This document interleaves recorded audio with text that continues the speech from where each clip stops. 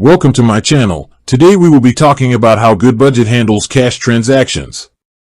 Goodbudget is a virtual envelope budgeting app. It's designed to help you track your spending and stick to a budget, even with cash. To track cash transactions in Goodbudget, you first need to create a cash account. This account represents the physical cash you have on hand. When you withdraw money from your bank account to get cash, you record this as a transfer within the app.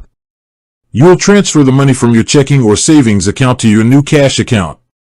After that, when you make a purchase with cash, you simply record an expense from your cash account and assign it to the appropriate budget envelope, like groceries or dining out. This way, your budget stays accurate and you know exactly where your cash is going. With that being said, thank you for watching. For more finance videos, kindly check my page. Please like, share, comment and subscribe to my channel. Thank you.